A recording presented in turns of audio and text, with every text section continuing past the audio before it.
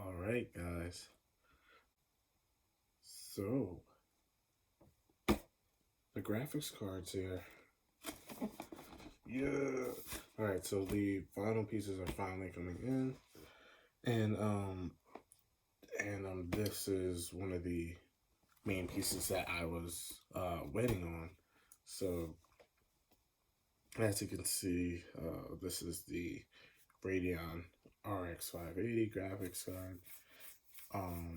It was about, so when I first looked at it, actually, I saw that it was only $159 for this graphic card, but I didn't buy it at the time because I was just like, this is still whether I was debating on which graphics card to get, and I wasn't sure to get this one, a 1060 or a 5500 XT. So I was like, what should I get?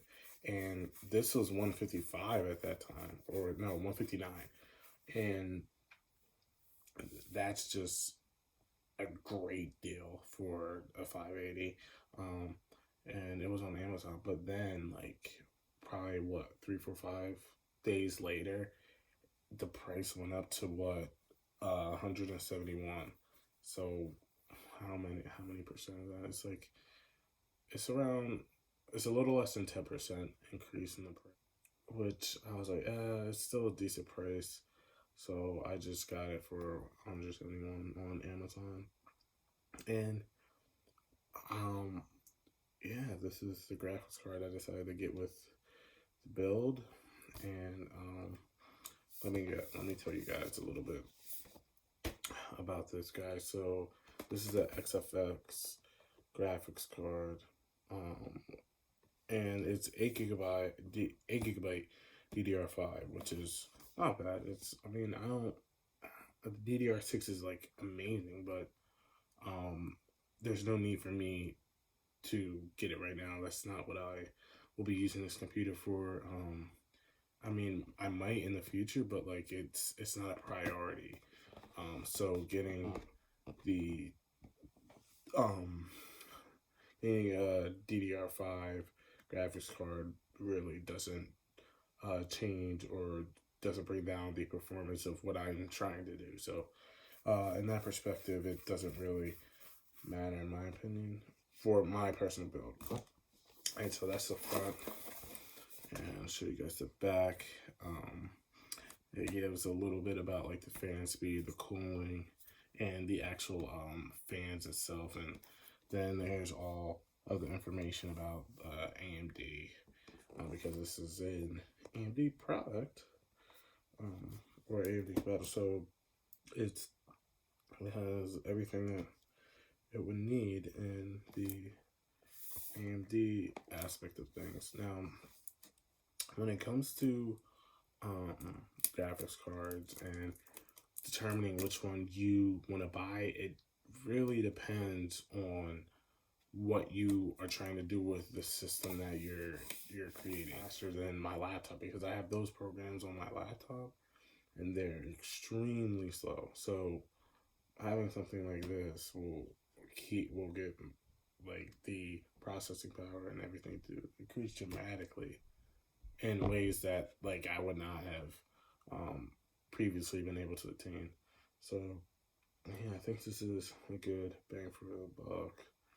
And yeah, let's actually open it up and look at the things so I could talk about the actual specs instead of the box. I'm gonna flip it this way. It comes in a box like this.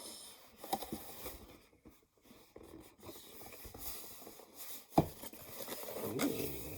This is the top. It says XFX. Really interesting. Opens up to another box. Take this off. And this is how the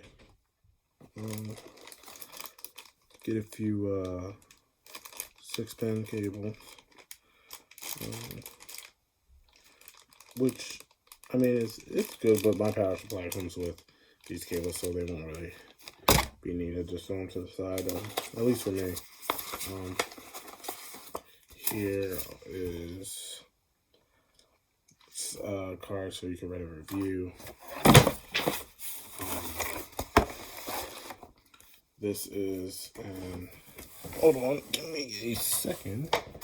This one is an installation guide. And it gives me also gives me a warranty card on the back. So that's can come in handy, just in case like it fails for some reason. And then this is basically gives me driver information. It tells me to connect to the internet and download the latest drivers, and it gives me the actual like link to do that, which is kind of cool because as we go now, let's get to the juicy guy right here. Look at this guy, huge. So this is a really nice graphics card. Oh my gosh. Well, at least in my opinion. I mean, I don't know if it is. So you can take a look. Like it has that XFX on the front, and then look at the back. Now this is actually like it's some form of metal. This right here. So this is like actually hard, like, and it's durable. So you won't be having any issues with like durability for the back plate. The plastic really though is these things, like the actual covers themselves. This is plastic, and this is also plastic. But I like the color and how the heatsink pipes are exposed. Like I really like that look, like that. Oh my god, to me it's just phenomenal. And then here is the side that goes into the motherboard like that. So basically it'll be facing outward like this, and you connect the pin right here. Pretty straightforward. All right, now let's look at the slots on the back.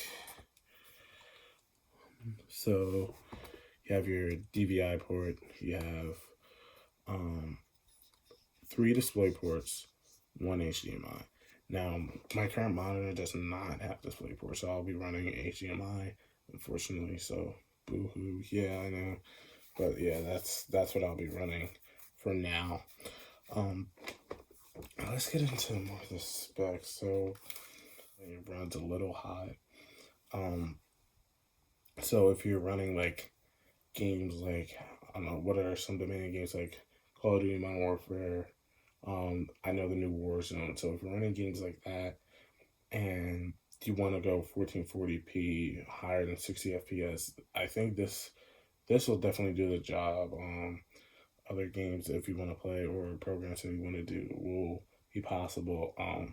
It starts to kind of lose its performance apparently when you get to like 4K and try to go for like 60 FPS. Like the heat that it puts out is actually too much for it to be actually, well, not stable, but for it to actually be reliable as a graphics card when trying to do numbers like that. So if you want to run a device like this, the RX580, I would try and stay away from the 4K area, because that's when performance starts to get a little iffy.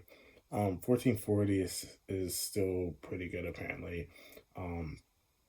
Your frame should be above 60 FPS for the most part at 1440p, depending on what you're playing, obviously, but for most games, it seems like it should be above 1440p. Now, for 1080p, there's literally no issues on all settings. You can run close to 100 FPS at epic settings.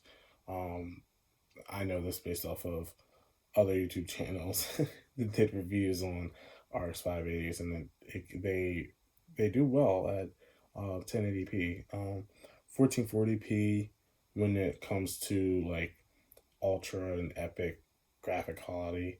Um, you're gonna want to probably, I mean, I want to say stay away from those qualities, but I would say proceed with caution and make sure you have your fan RPMs to the max, so this doesn't overheat, because this apparently gets really hot if you're pushing it.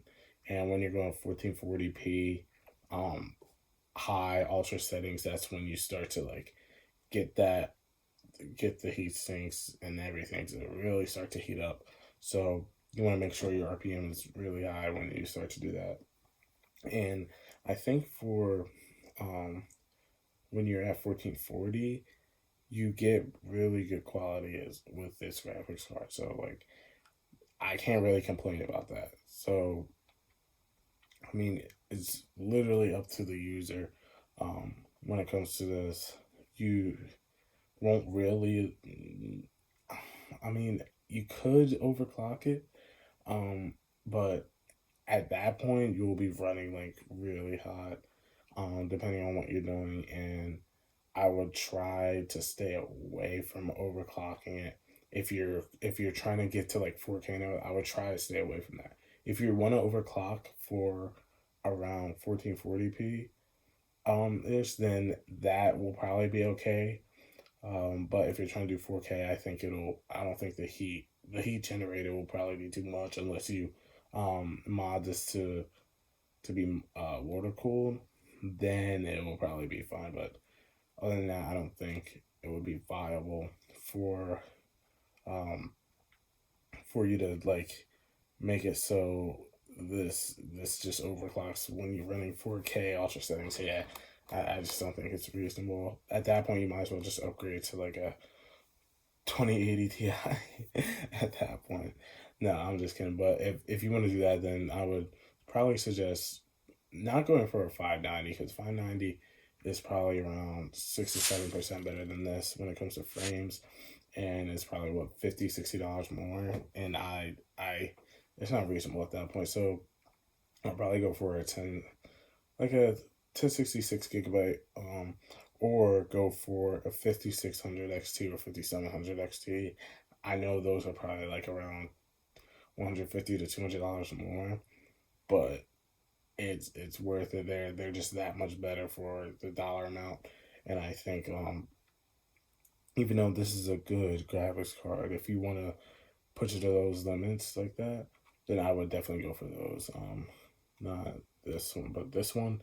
If you're trying to go 1080p epic or ultra settings and 1440p high to ultra settings, I think this is a good graphics card for you. And yeah, it's just a really good graphics card. And the only thing you just have to worry about is like the heat that it produces.